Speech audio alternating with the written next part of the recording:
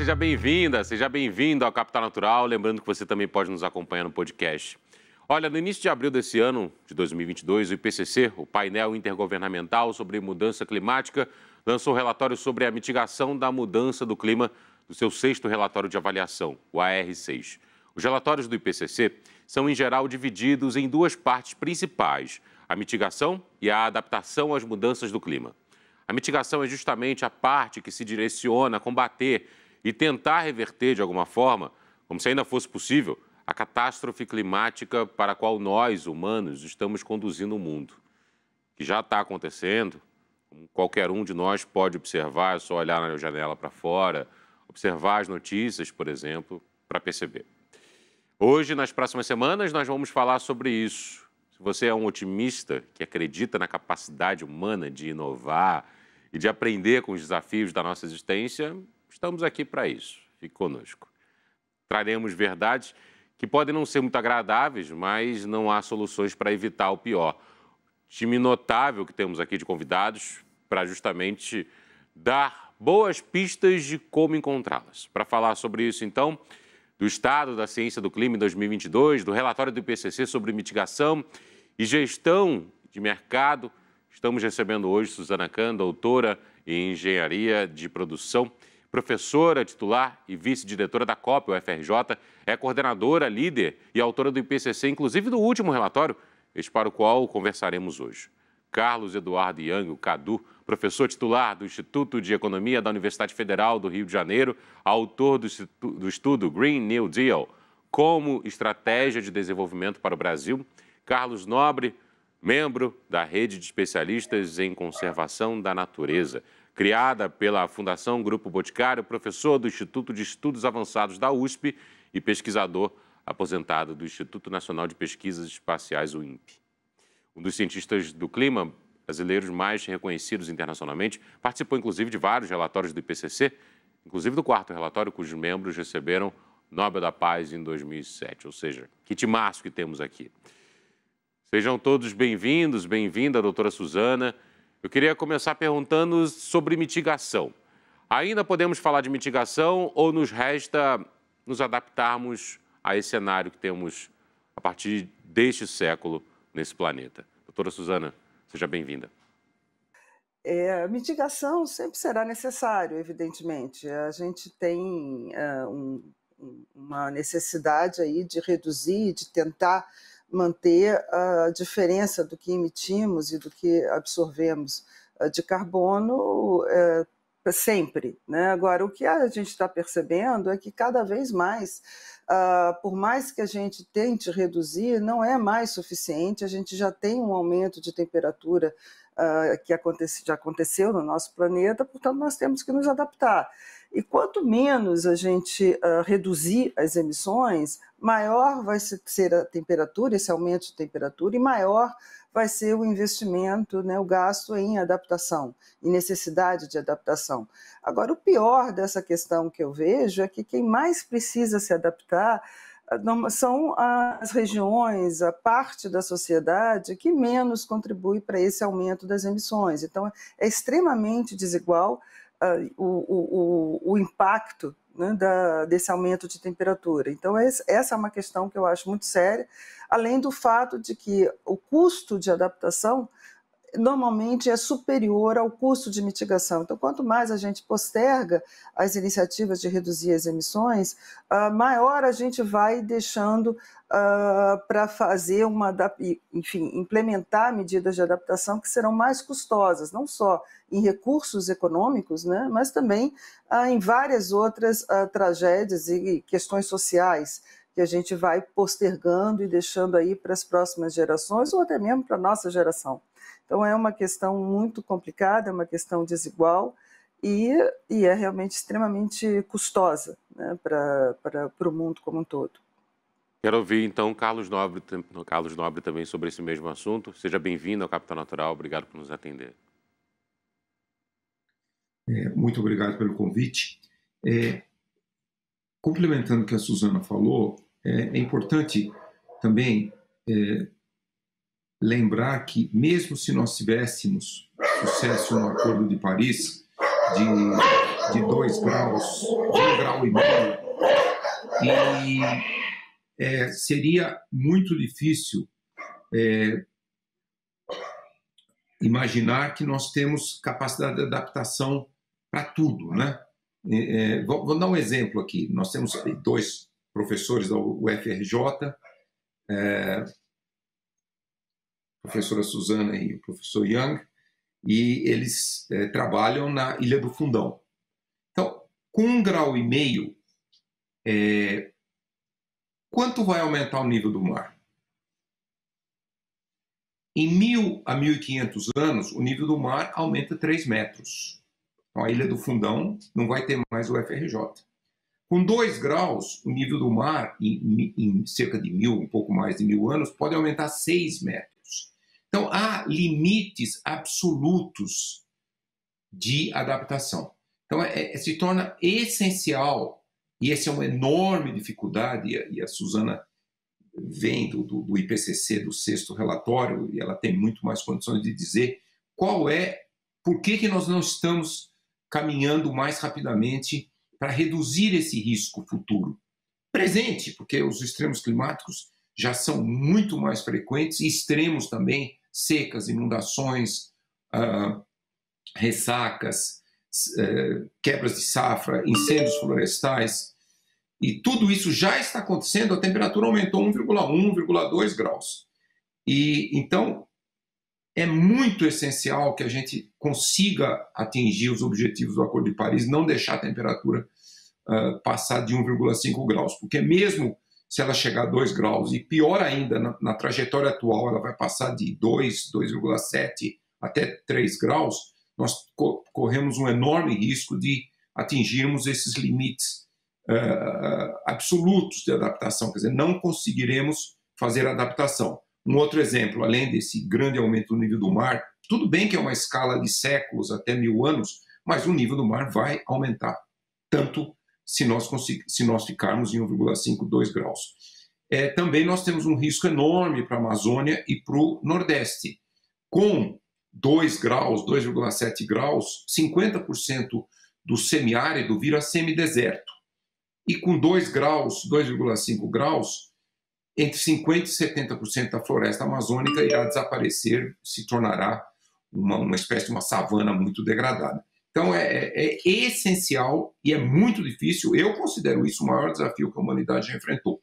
Como reduzir as emissões, conforme o IPCC colocou e a COP26 assinou, mas é o grande desafio. Vamos reduzir as emissões em 50% até 2030? Vamos zerar as emissões até 2050, as emissões líquidas? Esse é o maior desafio que a humanidade já enfrentou. Antes de ir para o professor Cadu, até porque o Carlos Nobre tem um tempo apertado hoje aqui conosco, eu vou também perguntar ao senhor, Carlos Nobre, o que o senhor imagina que vai ser daqui a 10 anos desse planeta que está saindo de uma pandemia, ao mesmo tempo que tem uma guerra em andamento na Europa e que a gente tem um processo eleitoral aqui no Brasil. O que o senhor imagina do planeta daqui a 10 anos em relação a esse tema? Eu estou muito preocupado. Eu continuo muito preocupado, porque a Suzana pode dizer isso muito bem também, e o Cadu também. Nós vamos ultrapassar 1,5 graus lá por 1932. Desculpe, 2032. 2032, nós estamos há menos de 10 anos, 8 anos, com os ritmos atuais de emissões. Infelizmente, as emissões continuam a crescer. 2020, a pandemia deu uma diminuída 6, 7% das emissões globais. Elas aumentaram no Brasil, porque nós aumentamos o desmatamento e as emissões da agricultura. Nós continuamos a aumentar as emissões no Brasil. Em 2021, elas foram ainda maiores, porque subiu muito o desmatamento da Amazônia e subiu o desmatamento do Cerrado.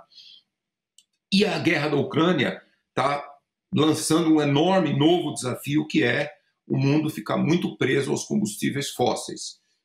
Então, parece muito difícil nós, daqui a 10 anos, nós já deveríamos ter reduzido em 50% as emissões até 2030, para atingirmos os objetivos do Acordo de Paris, 1,5 graus.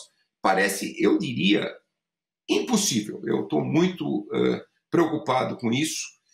Nós teríamos que ter uma mudança disruptiva no sistema de energia, zerar todos os desmatamentos em todo o planeta, principalmente nas florestas tropicais, mas nós não estamos vendo isso acontecer.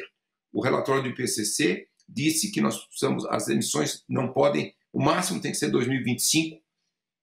Suzana, gostaria de ouvir até o comentário dela. Me parece muito difícil imaginar que nós vamos conseguir reduzir as emissões nessa velocidade. Quero agradecer ao Carlos Nobre pela participação aqui hoje no Capital Natural. A gente está com o tempo apertado. Claro que a gente vai conversar outras vezes sobre esse tema e outros tantos temas importantes também que envolvem o trabalho do senhor. Eu vou dar sequência aqui no Capital Natural agora com o professor Cadu. E aí, professor, seja bem-vindo ao Capital Natural. Eu queria também ouvi-lo sobre esse tema, se é possível falar em mitigação. Nos resta nos adaptarmos a esse cenário que aí temos, não tão otimista assim, como Carlos Nobre acabou de descrever para a gente, e ainda mais nesse cenário de pós-pandemia e com guerra no planeta. Muito obrigado pelo convite. É um enorme prazer estar aqui falando com vocês e poder partilhar essa mesa com esses dois grandes nomes da ciência brasileira, que são a Suzana e o meu xará Carlos Nobre.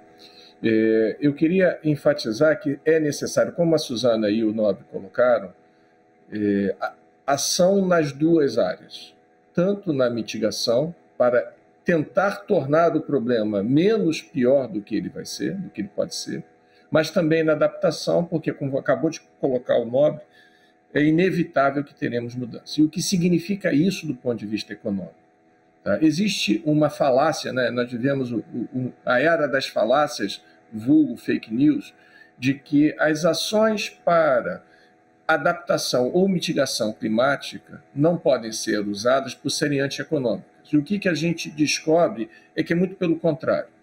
É absolutamente importante que a gente reverta o nosso modelo econômico através de ações considerando a emergência climática e reestruturando a nossa economia.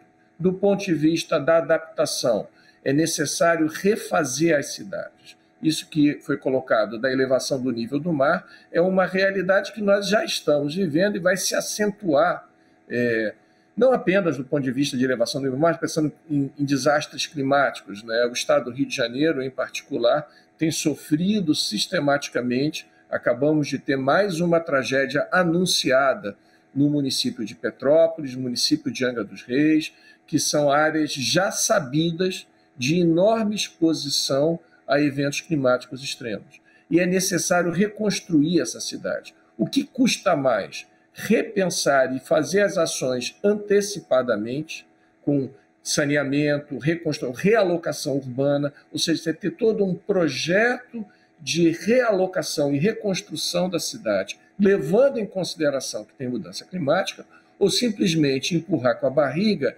aceitar que vai ter o desastre, que vai ter a perda da vida humana e também a perda econômica, porque lidar com o desastre custa caro. Do mesmo modo, a questão na área rural. As previsões do ponto de vista climático mostram uma enorme variância com incidência de secas extremas, inundações. Por exemplo, seca extrema vai trazer consequências significativas para a produção agrícola brasileira. E existe um elemento da economia da mudança climática que, como a Suzana colocou, a sua profunda desigualdade. Quem sofre mais normalmente é quem contribui menos para o problema. Nós fizemos há pouco tempo um estudo sobre o semiárido nordestino e nós verificamos que nos anos de seca havia uma grande perda medida pela diferença entre a área que foi plantada e a área que foi colhida. E o que a gente descobre é que as culturas que mais perdem com a seca são exatamente as culturas associadas à agricultura familiar, milho e feijão. São de longe as que mais sofrem, o que coloca um problema social. E esse problema social, esse problema econômico é também um problema de gestão e é um problema fiscal. O passivo ambiental de hoje é o passivo fiscal de amanhã. Se nós temos um problema de desabrigados, eu preciso lidar com emergência, eu preciso lidar com assistência a populações que perderam a sua colheita. Isso vai bater aonde? Na conta do setor público. E esse setor público ele vai sofrer e ele tem menos capacidade de arrecadar, porque a atividade econômica vai cair. Ou seja, seguir na rota atual é suicídio do ponto de vista econômico. é antieconômico e é pior, é aumentar ainda mais a exclusão, um conceito que a gente chama de exclusão ambiental.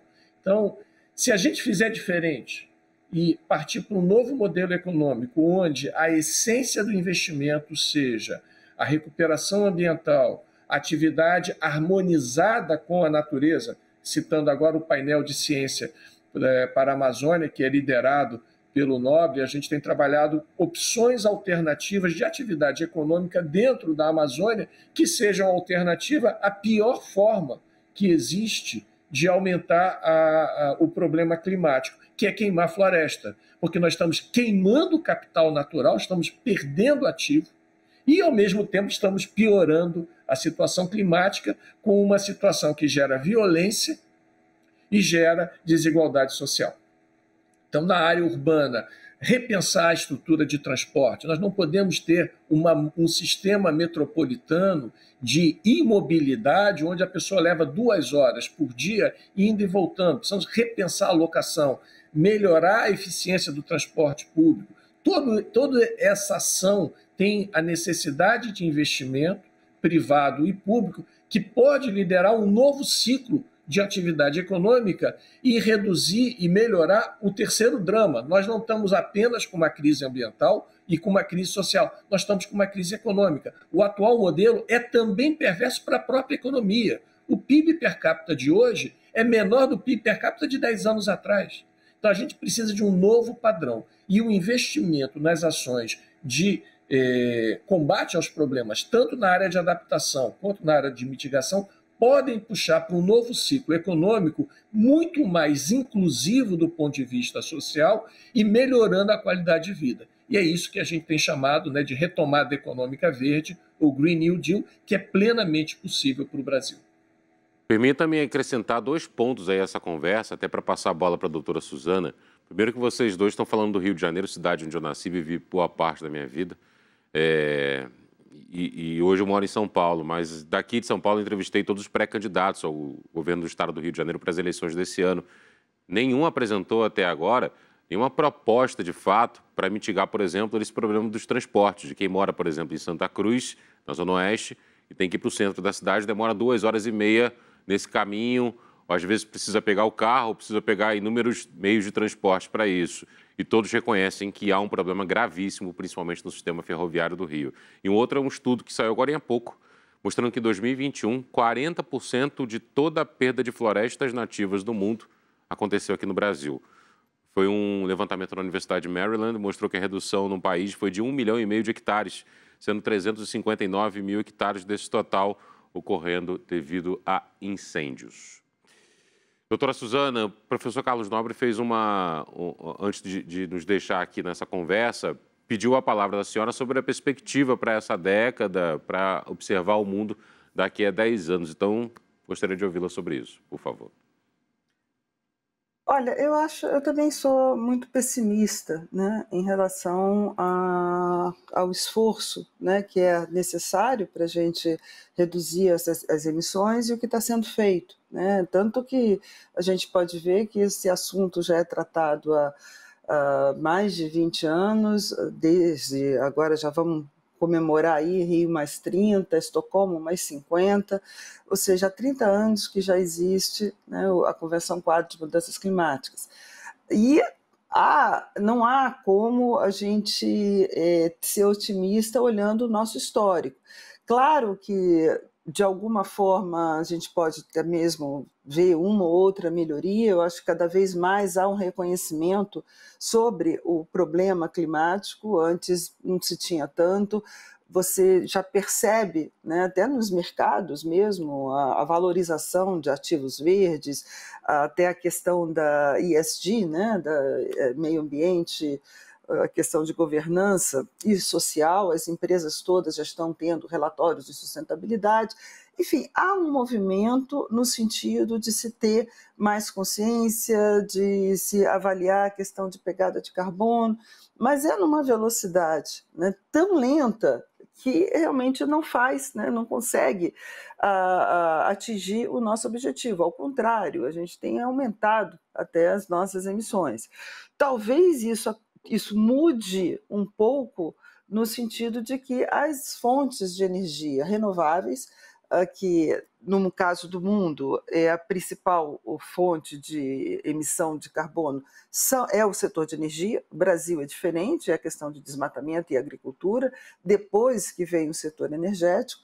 Mas no mundo como um todo, e isso também é um ponto importante para a gente ressaltar, que o esforço é coletivo, não adianta um único país resolver reduzir drasticamente as suas emissões e o outro aumentar barbaramente, porque a atmosfera é uma só, então esse esforço tem que ser coletivo, né? Então isso dificulta ainda mais o atingimento dessas metas.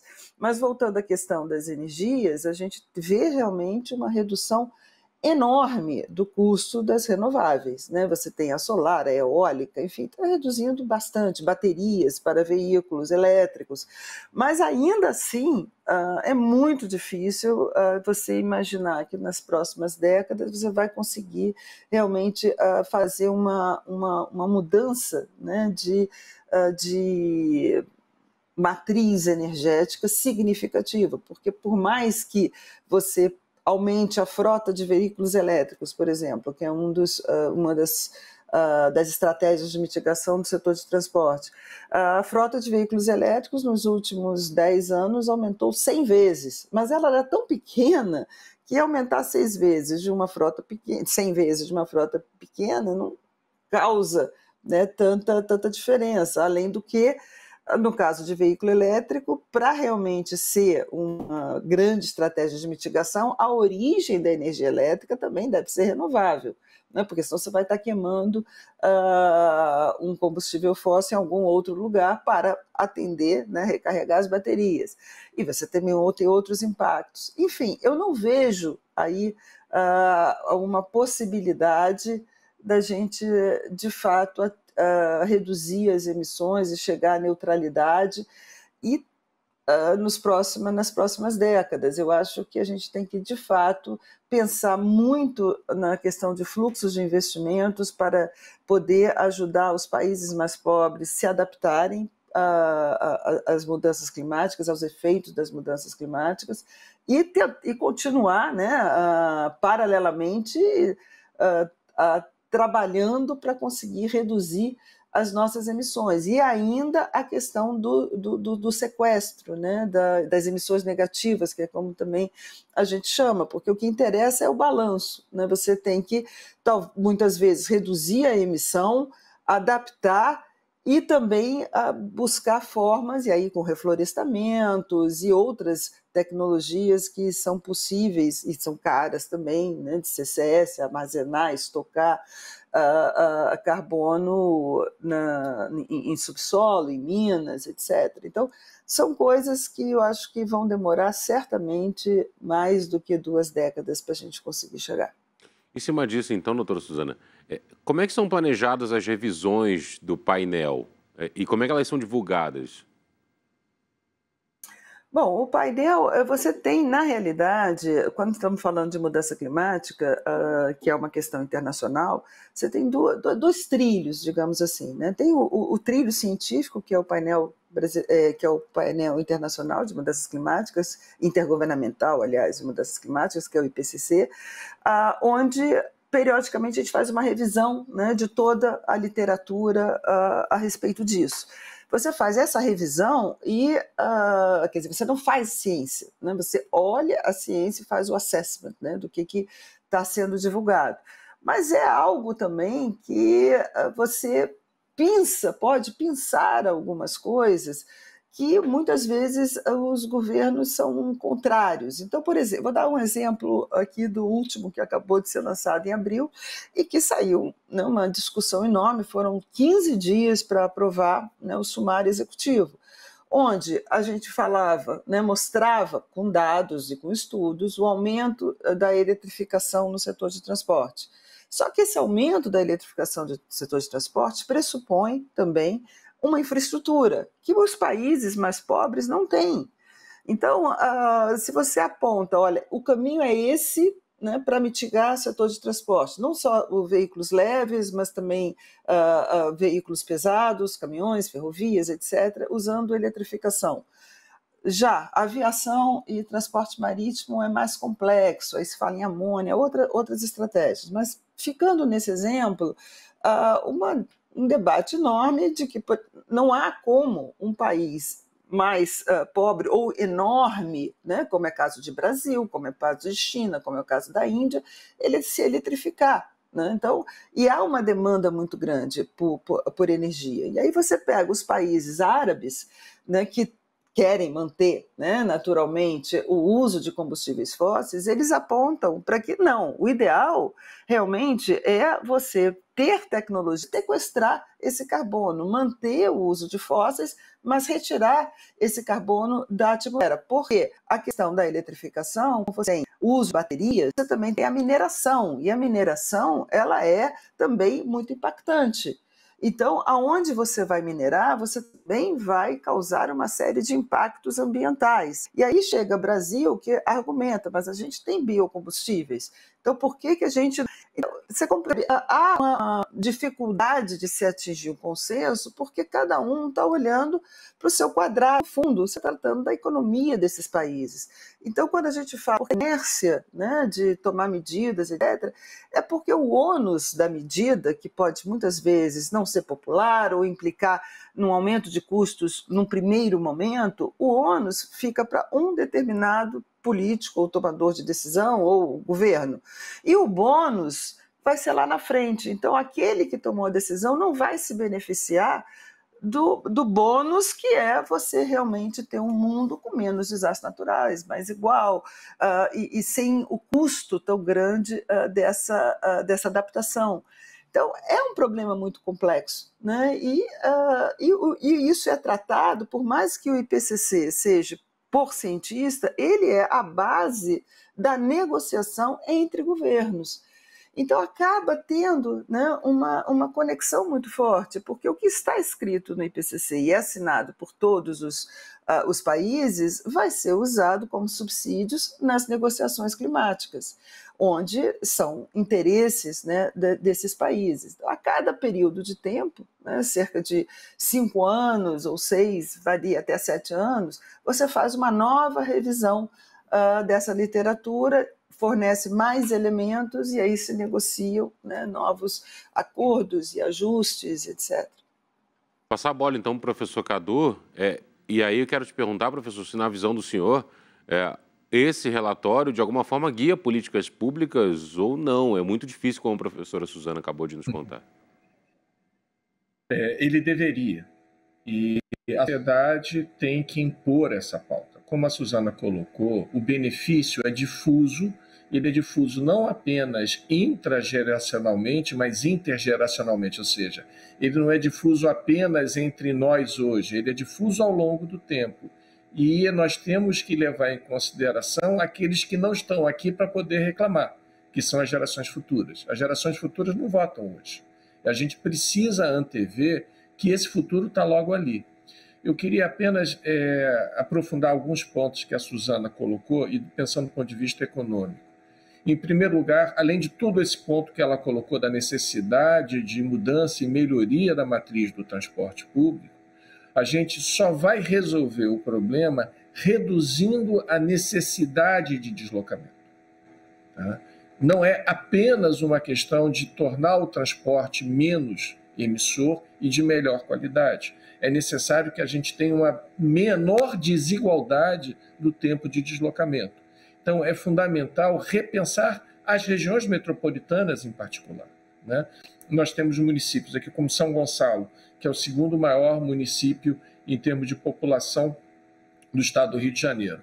São Gonçalo tem uma enorme proporção da sua população trabalhando fora, principalmente no município do Rio de Janeiro, pegando a ponte Rio-Niterói, eternizado pela música do Seu Jorge, né? Hoje, morando em São Gonçalo, você sabe como é, hoje a ponte engarrafou.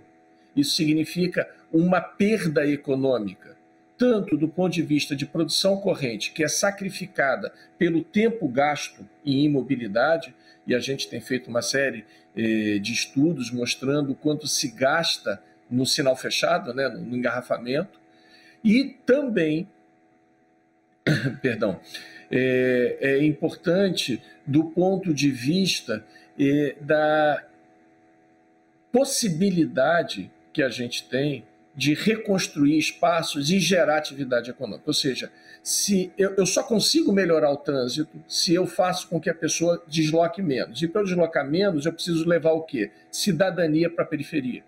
Então, você fazer uma política pública de educação, saúde e emprego na periferia metropolitana gera um benefício para toda a sociedade.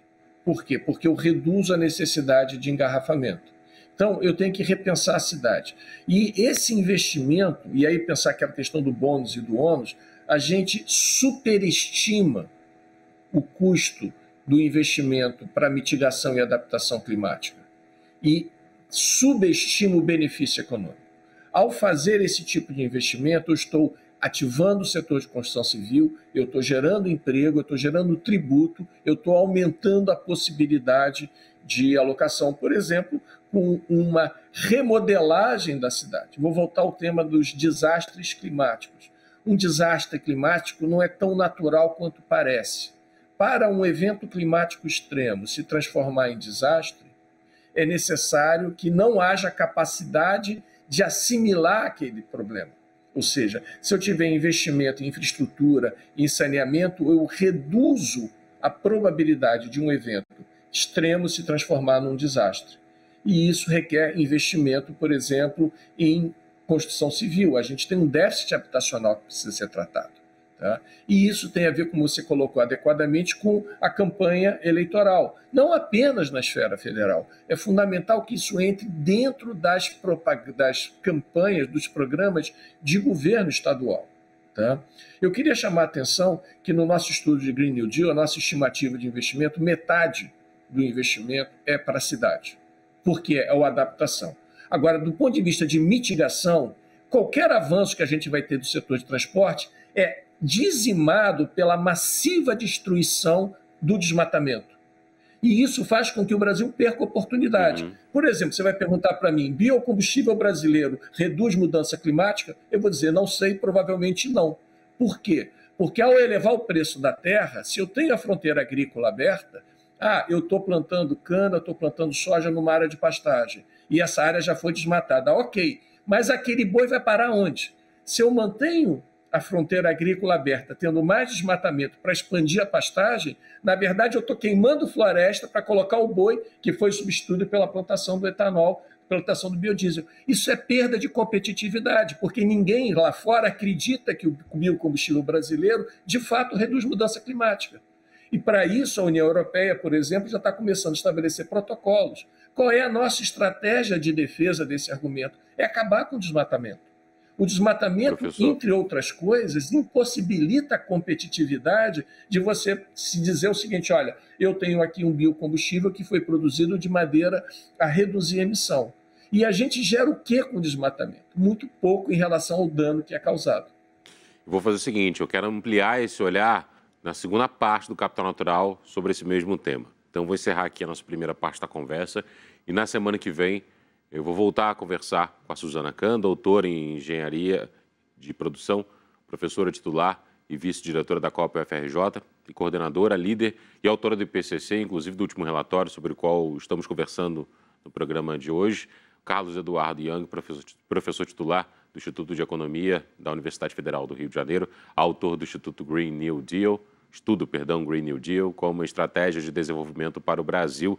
E eu conversei aqui hoje também com Carlos Nobre, membro da rede de especialistas em conservação da natureza, criada pela Fundação Grupo Boticário, pesquisador do Instituto de Estudos Avançados da USP e pesquisador aposentado do Instituto Nacional de Pesquisas Espaciais, o INPE. Ele é um dos cientistas do clima brasileiros mais reconhecidos internacionalmente, participou de vários relatórios, inclusive do IPCC.